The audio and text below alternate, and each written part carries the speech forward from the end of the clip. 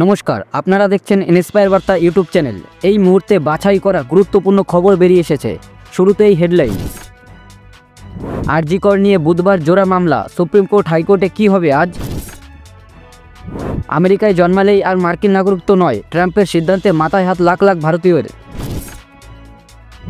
সাধারণ মানুষকে হেনস্থা করতে পারেন না, ইডিকেই লাখ টাকার জরিমানা হাইকোর্টের। চায়ের দোকানে চা বিক্রি করলে চাকরির থেকে বেশি টাকা পাওয়া যায়, সরকারি চাকরি নিয়েও বড় মন্তব্য করেন মমতা। ঝোলা নিয়ে মহাকুম্ভে পৌঁছালেন 775 কোটি টাকার মালকিন, নাম জানলে চমকে যাবেন আপনি। প্রিয় দর্শক, এবার আসছি বিস্তারিত খবরে। একদিকে কলকাতা হাইকোর্ট, অন্যদিকে সুপ্রিম কোর্ট, দুই আদালতেই বুধবার হতে পারে আরজি কর মামলার শুনানি। সোমবার নিম্ন আদালতের শিয়ালদহ কোর্ট রায়ের দুদিন পর আরজি কর মামলা আজ উঠেছে সুপ্রিম কোর্টে। অপরদিকে এই মামলায় আজ আবার রাজ্যের আবেদন শুনবে কলকাতা হাইকোর্ট। নিম্ন আদালতে সঞ্জয়ের আমৃত্যু যাবজ্জীবনের রায়কে চ্যালেঞ্জ করে হাইকোর্টে মামলা করেছিল রাজ্য। সেই মামলায় এদিন শুনতে পারে বিচারপতি দেবাংশু বসাকের ডিভিশন বেঞ্চ। গত সোমবার নিম্ন আদালত সিভিক ভলেন্টিয়ার সঞ্জয়ের আমৃত্যু কারাদণ্ডের রায় ঘোষণা করে। সেই ঘটনার পর আজ প্রথমবার উঠতে সুপ্রিম দুয়ারে যাচ্ছে এই মামলা। শীর্ষ আদালতে প্রধান বিচারপতি সঞ্জীব খান্নার ডিভিশন বেঞ্চে হতে পারে মামলার শুনানি। তালিকায় 42 নম্বরে রয়েছে এই মামলা। প্রধান বিচারপতি বেঞ্চে শিয়ালদহ আদালতের রায়ের কথা উল্লেখ করতে পারেন তিলোত্তমার পরিবারের আইনজীবী করুণা নন্দী। প্রসঙ্গত উল্লেখ্য, গত 9 আগস্ট আরজি করে চিকিৎসক পড়ুয়া খুন ও ধর্ষণের ঘটনা ঘটেছিল। এই নিয়ে মামলা হচ্ছে দুটি বিষয়ে। প্রথমটি হলো মহিলা চিকিৎসক পড়ুয়াকে ধর্ষণ ও খুনের মামলা, অন্যটি আর্থিক দুর্নীতির মামলা। দুটি মামলায় সুপ্রিম কোর্ট জানিয়েছিল শর্ত প্রণোদিতভাবে শুনবে। ইতিমধ্যে প্রধান বিচারপতির বেঞ্চ জানতে চেয়েছিল নিম্ন আদালতে মামলা কি, গতি প্রকৃতি কি। এরপর সোমবার শিয়ালদহ কোর্ট আজীবন কারাদণ্ড ঘোষণা করে সঞ্জয় রায়ের। নির্যাতিতার পরিবারের দাবি, একা সঞ্জয় নন, অপরাধে জড়িত রয়েছেন আরও ব্যক্তি। নিম্ন আদালতে রায়ের আগেই এই মামলার আরও তদন্ত চেয়ে শীর্ষ আদালতে আবেদন করেছিলেন তারা। অপরদিকে সঞ্জয় রায়ের ফাঁসি আবেদন জানিয়ে হাইকোর্টে গিয়েছিল রাজ্য সরকার। সেই মামলাও এদিন শুনবে বিচারপতি দেবাংশু বসাকের ডিভিশন বেঞ্চ। 2 নম্বরে রয়েছে এই মামলা। শুরুতেই এই মামলার শুনানির সম্ভাবনা, ফলত জোড়া মামলার শুনানি একই সময়ে। মার্কিন মুলুকে জন্মালেই আর মার্কিন নাগরিকত্ব নয়, ক্ষমতায় বসেই বড় সিদ্ধান্ত মার্কিন প্রেসিডেন্ট ডোনাল্ড ট্রাম্পের। নবজাতকের 2 অভিভাবকের মধ্যে অত্যন্ত একজন মার্কিন নাগরিক বা গ্রিন কার্ড হোল্ডার না হলে তাদের সন্তানকে জন্মসূত্রে আমেরিকার নাগরিকত্ব দেওয়া হবে না, কথা সাফ জানিয়ে দিলেন ট্রাম্প। যে দেশে জন্মায় সেই দেশেরই নাগরিকত্ব পায় শিশু, এমনটাই নিয়ম সর্বত্র। আমেরিকাতেও এই নিয়ম ছিল। মা বাবা আমেরিকান না হলেও সন্তান যদি আমেরিকায় জন্মাতো তবে সে মার্কিন নাগরিকত্ব হিসাবে গণ্য হতো। তবে এই নিয়ম আর থাকছে না। এবার থেকে সন্তানের আমেরিকান নাগরিকত্বের জন্য বাবা কিংবা মা কাউকে একজনকে আমেরিকান নাগরিক বা গ্রিন কার্ড হোল্ডার হতে হবে। ট্রাম্পের এই সিদ্ধান্তে মাথায় বাজ ভেঙে পড়েছে লক্ষ লক্ষ ভারতীয়ের। নতুন মার্কিন প্রশাসনের তরফে জানানো হয়েছে 20 ফেব্রুয়ারি থেকে আমেরিকায় জন্মগ্রহণ করা সমস্ত শিশুর উপরে এই নিয়ম কার্যকর হবে।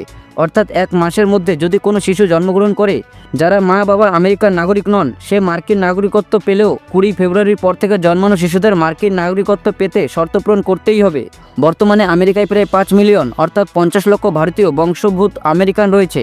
এদের মধ্যে ইন্দো আমেরিকান যেমন রয়েছে তেমনই ভারতীয় নাগরিকত্ব নিয়ে আমেরিকায় বসবাসকারীও রয়েছে। ট্রাম্পের এই সিদ্ধান্তকে চ্যালেঞ্জ করে ইতিমধ্যে নিউ হ্যাম্পশায়ার ও ম্যাসাচুসেটে মামলা দায়ের হয়েছে। সাধারণ মানুষকে হেনস্থা করতে পারেন না, ইডিকেই লাখ টাকার জরিমানা হাইকোর্টের।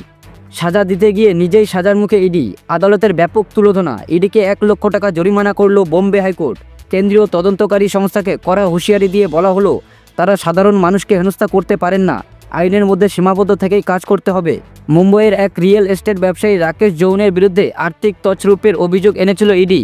এক ব্যক্তি যিনি ওই রিয়েল এস্টেট ব্যবসায়ী থেকে সম্পত্তি কিনেছিলেন, তিনি চুক্তিভঙ্গ ও প্রতারণার অভিযোগ এনে মুম্বইয়ের ভিলে পার্লে পুলিশ স্টেশনে এফআইআর দায়ের করেন। সেই এফআইআরের ভিত্তিতেই আর্থিক তছরূপের তদন্ত শুরু করে ইডি। 2014 সালের অগস্ট মাসে ওই ব্যবসায়ীকে সমন পাঠানো হয় এই মামলায়।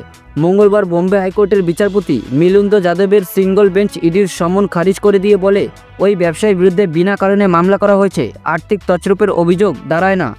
ইডিকে 1 লক্ষ টাকা জরিমানা করে আদালতের তরফে বলা হয় তদন্তকারী সংস্থাগুলির কাছে করা বার্তা পৌঁছানো উচিত যে সাধারণ নাগরিকদের যেন হেনস্থা না করা হয়। ইডির মতো সংস্থাদের সময় এসেছে আইন নিজের হাতে না নেওয়া এবং সাধারণ মানুষদের হেনস্থা না করা। ইডির পাশাপাশি যে ব্যক্তি প্রথম অভিযোগ জানিয়েছিলেন তাকেও 1 লক্ষ টাকা জরিমানা করে বোম্বে হাইকোর্ট। আদালতের তরফে আর্থিক তছরূপের ব্যাখ্যা দিয়ে বলা হয় যে যখন কোনো ব্যক্তি স্বার্থসিদ্ধির জন্য সকলকে আধারে রেখে কোনো আর্থিক প্রতারণা করে তখন তা আর্থিক তছরূপ হিসাবে গণ্য হয়। এবার কর্মসংস্থান নিয়ে বড় মন্তব্য করলেন মুখ্যমন্ত্রী মমতা বন্দ্যোপাধ্যায়। চায়ের দোকানে চা বিস্কুট ঘুগনি বিক্রি করে ভালো রোজগার হয়, অনেক সময় চাকরির থেকেও ভালো রোজগার হয় চায়ের দোকানে, এমনই দাবি করলেন মমতা। জেলা সফরে বেরিয়েছেন মুখ্যমন্ত্রী। মালদহে জেলা সফরে কর্মসংস্থান নিয়ে বললেন মুখ্যমন্ত্রী মমতা বন্দ্যোপাধ্যায়। তিনি বলেন, চাকরিতে ভালো রোজগার হয়, আবার অনেক সময় চায়ের দোকানেও ভালো রোজগার হয়। রাজ্যে কর্মসংস্থান প্রসঙ্গে মমতার দাবি, অনেকে বলেন চাকরি হয় না, জানবেন কি করে? যে চাকরিতে যোগ দিচ্ছেন তিনি জানেন।